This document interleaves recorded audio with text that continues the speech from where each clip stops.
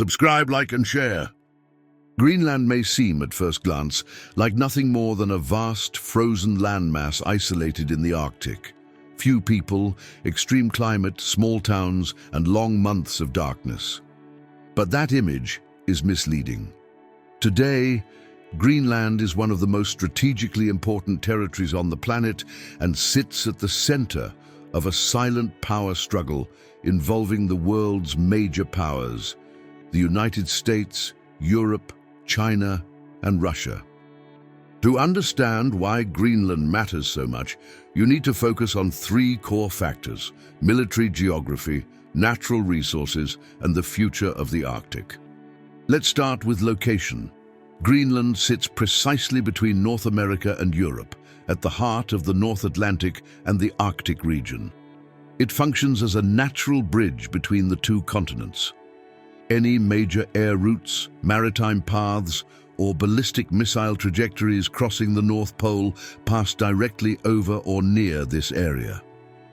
From a military standpoint, this makes Greenland a critical point of observation and control. During the Cold War, the United States recognized this reality early.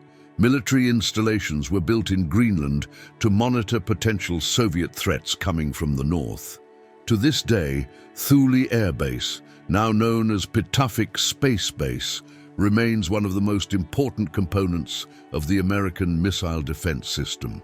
From this location, the U.S. tracks missile launches, monitors satellites, and maintains constant surveillance over the Arctic. Whoever controls Greenland holds a strategic advantage over the entire Northern Hemisphere. Now consider the Arctic as a whole. As global temperatures rise, Arctic ice is retreating. This is not just an environmental issue. It represents a profound geopolitical shift.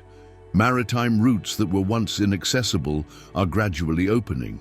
Ships can now cross the Arctic, dramatically shortening travel distances between Asia, Europe, and North America. These emerging routes reduce costs, shorten delivery times, and decrease dependence on traditional choke points such as the Suez Canal or the Panama Canal. Whoever gains influence in the Arctic will shape the future of global trade. Greenland sits at the center of this new strategic map. For Europe, particularly northern European countries, Greenland's stability is directly linked to commercial security, energy access, and military balance. Although the island is politically part of the Kingdom of Denmark, it belongs to the broader European strategic space. Any weakening of Western influence there would create a direct opening for rival powers. And that is precisely the concern. China, despite having no Arctic territory, refers to itself as a near-Arctic state. Beijing is investing heavily in Arctic research, infrastructure, and mining projects. This interest is not symbolic. China views the Arctic as part of its Polar Silk Road, an extension of its global trade network. Greenland holds vast reserves of rare earth elements, uranium, iron, zinc, and other critical minerals essential for modern technology. These materials are vital for batteries, renewable energy systems, electric vehicles, advanced weapons, and semiconductors. China already dominates much of the global rare earth supply chain. Securing direct access to Greenland's resources would significantly strengthen that position. For this reason, Chinese companies have repeatedly attempted to invest in mining operations, ports, and airport infrastructure on the island. Every such move immediately triggers alarms in Washington and European capitals. From the American perspective, the risk is clear.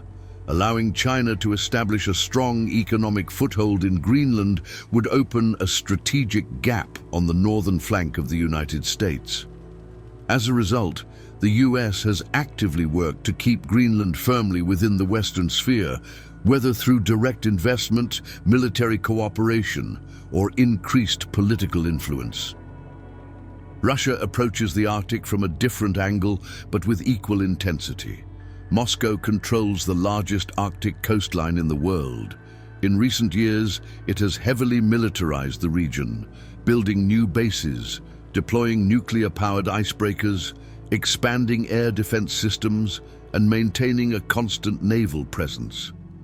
For Russia, the Arctic is essential for energy exports, military projection, and long-term strategic survival.